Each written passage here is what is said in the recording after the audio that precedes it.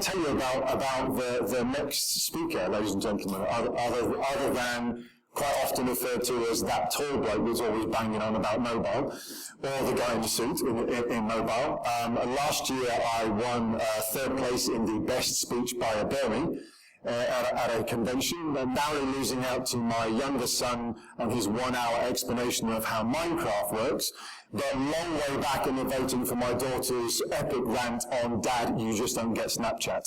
So, I've had a lot of experience in mobile. I think this is something like presentation number 395, 396 on mobile marketing. And all of those presentations have been essentially about the same thing, the way that mobile is changing marketing. And I think we would all agree that mobile has changed marketing. I hope we all agree with mobile. If we're not agreed on that one point, well, at least one of us is in the wrong room. I hope we agree that mobile has changed marketing. We may not agree on exactly how it's changed marketing, but we'll agree that it has. I think, well, fundamentally though, we may not agree on what marketing is. And that's what I would like to talk a little bit about today. I'd like to expand above and beyond just talking about mobile, to talk more about marketing. It's my bet that if I asked you all now to tweet your definition of marketing, I would end up with as many different definitions as there are people in the room. And that's the kind of the interesting thing for me. If you Google what is marketing, you end up with like hundreds of different definitions. And all of them have got some validity. If I asked you to go into a little bit more depth, what I'd probably hear is people who would say something about the difference between qualitative and quantitative. They'd say something about the difference between being strategic and being tactical, something about being creatively driven, and something about being data-driven these days. Most of us might agree that it's something like a blend of science and art together. And even more basic than just that definition, what we might say is that marketing is the great stuff that encourages buyers to connect with sellers and all the good things that happen when that happens. What interests me about that, though, is that we kind of think of as the marketing as being the thing that's changing in response to a consumer changing, and we don't think about enough how the consumer is changing. Because that's the thing that interests me, is we often talk about there being the connected consumer, or the connected shopper, or the connected patient, or the connected voter. So what I'd like to talk to you about and encourage you to think about today is, are we living in the age of the connected individual, and should that be where our focus is as a marketer? I think you're going to agree that we do live in the age of the connected individual. I don't need to do it's the first thing in the morning, it's the last thing at night, it's the thing that we all have with us all the time. You've all done that. In fact, if I asked, I bet half the room, I'm going to try to fall off the stage, I bet half the room, if I asked you to now, to imagine the scene at the Vatican when people hold their phones up, when the papers are elected, I bet half of you can go, yeah, I know exactly what photograph you mean. Or the bloke on the Korean subway holding the thing up. We all know that we live in this connected individual age, and some of us are not even disconnected when we're asleep. We're connected all of the time. And we live in an age of ubiquitous connectivity. We move from device to device, from location to location, constantly being connected, and constantly having the desire to be connected. I'll place another bet, that one of the first things all of you did when you entered this building, went into that room this morning, was look for the Wi-Fi code so that you could remain connected all the time. The younger that we are in this room and outside this room, the more likely it is that we're going to see no difference between being digitally and physically connected. For those of us that have teenage children or younger, they don't see those things as being different. They see one as being blended into the other, and they can mix and match between the two. And in fact, the younger that they are, they will probably never experience what it's like to be disconnected. Children of today will probably feel the same level of discomfort about being disconnected in the future as someone of my generation felt when we couldn't find our wallet or misplaced our glasses, that kind of thing. So if you want to see a fantastic example of how children feel when they are disconnected or can't get connected, for those of you who do it, have you ever seen teens react to Windows 95, which I think got released last week? Absolutely brilliant. My favourite bit is the line in it where somebody says, but how would you go on the internet if there's no Wi-Fi? So it's worth taking a look at how they're doing those things. And we know those connections are going to increase, right? We know that right now, on average, we have something like 6 connected devices each, at least in developed economies. We know there are going to be more and more connected devices, more and more sensors. We know we're going to live in the Internet of Things, or the Internet of Everything, or the Internet of Me, depending upon your definition, but we will have devices that keep us constantly connected to our digital world. And only for a part of that time are we a connected consumer. And I'm going to come back to that. On top of all of those connections, we're going to have augmented reality blending and merging physical and digital together. We're going to have virtual reality replacing the physical connections. And then we're going to have artificial intelligence automating half the things that we do in the digital and physical world. So we are going to be connected. Now, I know what some of you are thinking. So, what is my point here? Well, my point is this. I think it's about more than just being connected. It's about living in a state of constant connectedness. It's about the awareness of having this connection cocoon around you all of the time. And we will see that increasingly be important as it changes entire aspects of our lives. For people of my age, and perhaps some of you in the audience, when you went to school, most of school was about the learning of facts and the testing of whether you could recall those facts.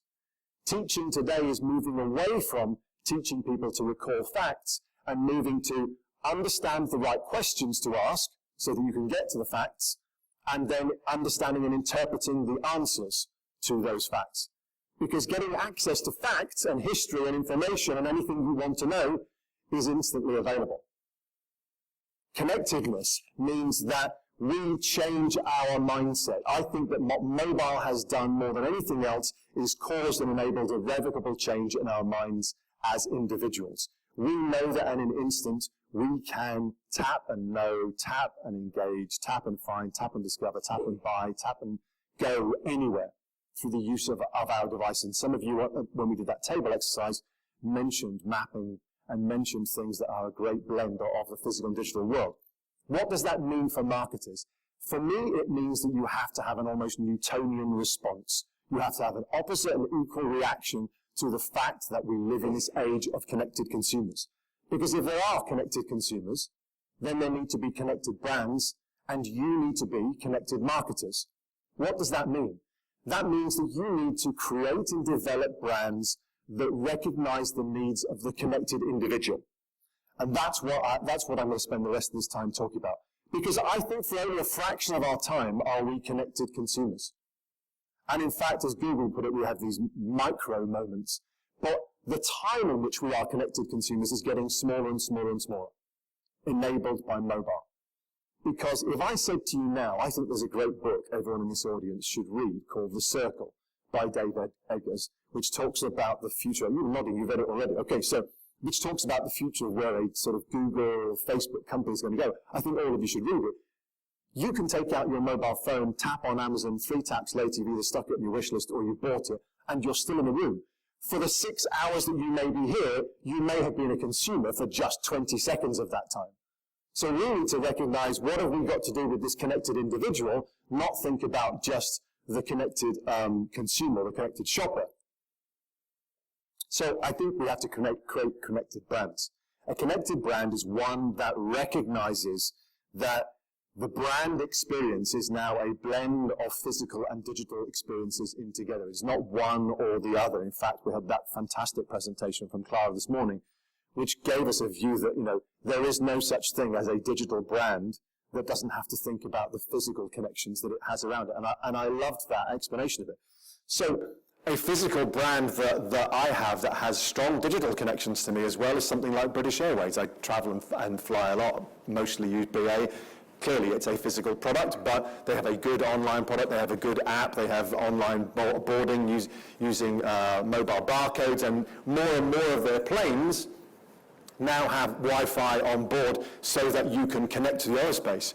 Being on an airplane used to be one of the last places where you could not be connected to your digital world, and when you landed on an airplane that didn't have Wi-Fi, and you can do it now for those that flew in, or the team from Holland that flew in. I'll bet one of the first things you did is you didn't even get out of your seat. You took your phone out, took it off airplane mode, and instantly wanted to reconnect to your digital space. Such was your discomfort at not being constantly connected as an individual.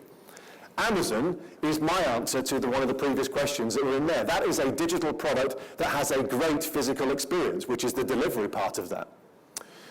I think, though, the brands that do this really well are the ones that are synchronizing the physical and digital experiences together. They're synchronizing and merging these experiences together. And maybe the best example of this is Starbucks. For those of us who use the Starbucks app, we have the ability now to do queue jumping. Queue jumping allows us to order our coffee while we're walking on the way to the shop. We pay for it using our mobile device, using the app. We get our loyalty points. We walk in, our name gets shouted out, our coffee arrives, and off we go. It's a lovely blend of physical and digital experiences. I don't think Amazon started with the view of, let's do some more stuff with mobile. They started with, what is the customer problem we are trying to solve here, and how can we use a blend of physical and digital together to solve that problem?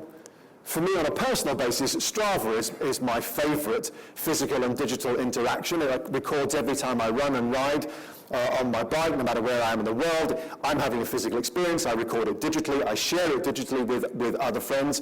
Some of them may have ridden on the same roads as me on the same day, but just on a different time. But we get to feel connected to each other through separate digital experiences. The Sci-Fi Channel in the States now is enabling you to watch the programs, and they are synchronizing their TV shows with Philips Hue lighting. I don't know if the Philips Hue lighting works off the internet. And so what happens is that when you're watching a film on the Sci-Fi Channel, the lighting in your room can change to match the mood of the film. So if the man's in the dark, as in this instance, then your house will be in the dark. When he turns on a light will come on in your room. So they try to synchronize those experiences. Now, this object, which was displayed at CES in January this year, I think is perhaps taking it a little bit too far. This is blending the physical and digital experiences for female readers of romantic fiction. I'll leave you to work it out for yourselves, what that does. So, I think there's an opportunity to create a super connected brand. A super connected brand takes a physical and digital experience and adds on top of it an emotional experience. The brand that, for me, that does this kind of universally that many people would get is Apple. Apple is very definitely a brand that makes physical products. It has a great set of digital products that go with it and digital experiences, but it also creates a strong emotional connection amongst its fans. Those people that love Apple really love Apple, and they love everything about it. And I think Apple's gone even further. Not just the emotional experience of adding into it, they add in the sensory experience. You know that if those of you who have bought an Apple product, when you open the box, they all smell the same. The box is impregnated with whatever the smell of Apple is. And so because smell is the thing that's most closely linked to memory, Apple wants you to remember the great thing about the experience of opening a new product. And that way they create a sensory and an emotional and a physical and a digital connection all in one. That makes them a super connected brand for me. And remember, what I'm saying is, it's about recognizing my needs as an individual. So how does a brand do that? How do you do that as a connected marketer? I think there are 4 things. First of all, you have to understand and recognize and listen to what it is that the individual wants. You have to find ways to merge physical and digital and emotional together to connect, engage, and influence consumers. You have to find ways of removing the barriers to people engaging with you. And there are lots of barriers for marketers now in both the digital and the physical space. In the digital space right now, we have people constantly talking about ad fraud and viewability and ad blockers being installed. These are all barriers to your brand being able to engage. And then the last thing is this, to think about being of service to the individuals. Not trying to sell them stuff all the time, but how can we make our brand be of service to individuals? So I'm going to talk about these 4 things very briefly and then explain to you how you can find out more about how to do these things. So, very briefly, how do you build that understanding? Clearly, you can use research to do that. Clearly, you can also have access to your own data and third-party data that will help you understand the consumers even better. You will use data science to help understand that better. You will use behavioral economics because people don't behave in a rational way, so you need to understand how consumer behavior is changing. You can just ask consumers or individuals what they think and what they're interested in.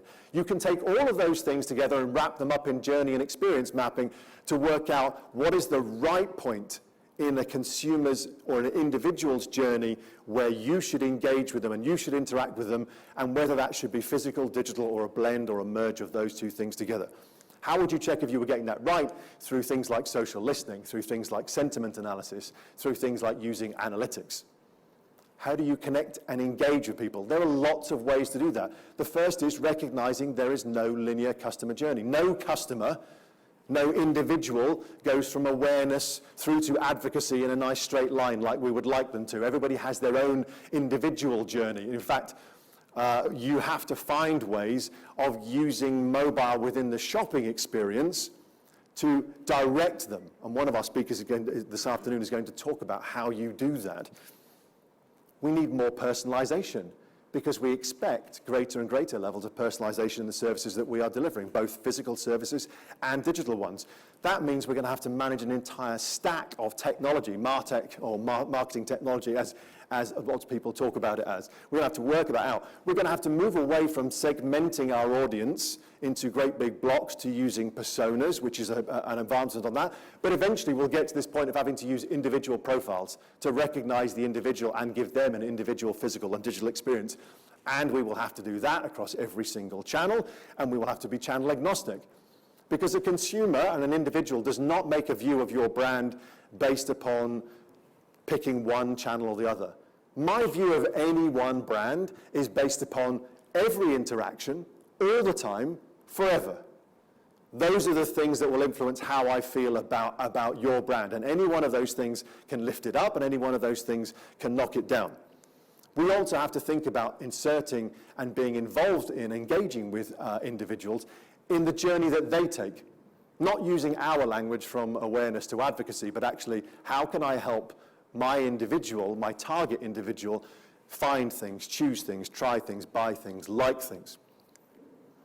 We have to remove the barriers as well. We have to recognize there's a connectivity paradox.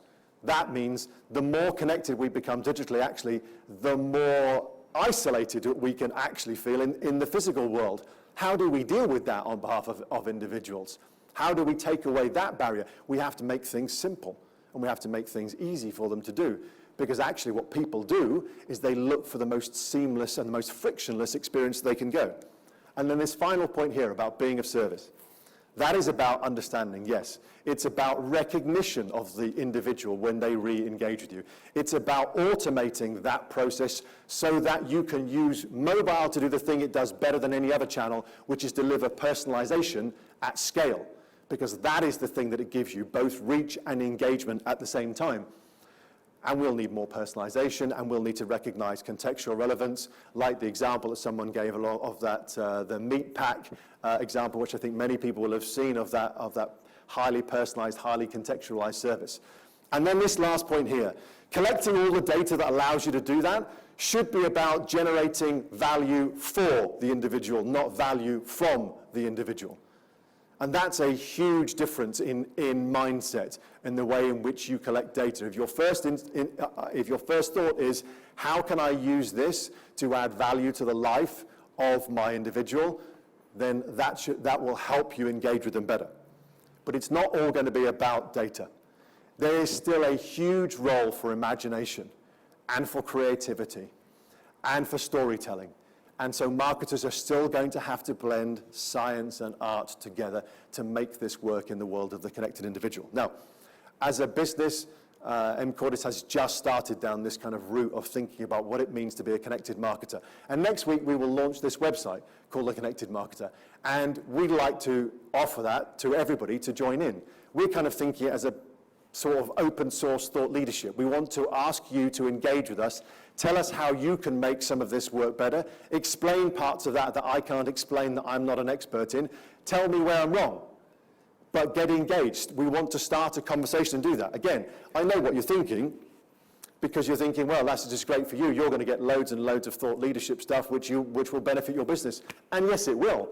It will make me smarter at the end of it to hear back from lots of other people. But I think there are 3 things in it for you too. You are a connected individual already, but this will give you an opportunity to be a thought leader by demonstrating what you can do to help with becoming connected brands and becoming connected marketers. It also means that you yourself can become a connected marketer. And I would contend with you that if you don't become a connected marketer, if you don't create connected brands, if you don't recognize that the future is about connected individuals, then you're going to have a harder time being employed across the next few years as we switch into a world that has blended physical and digital and motion things all together. Thank you very much for your time and attention, for listening to my part of the day. I would love to interact and engage with all of you and any of you. The site Connected Marketer will go live next week, I think on Monday or Tuesday. Give me your feedback, give me your thoughts and ideas on it. I would love other people to be a part of it. There are clearly huge chunks of everything I've just gone through there that there's no way I can be an expert in. So if you are an expert in how you use messaging to get people to engage with you, or sentiment analysis, or those kind of things, then engage and tell me how you do that. We're going to have lots of brands who we've been engaging with, giving their thoughts about what this means to them, so you'll be able to read how brands are reacting to this too.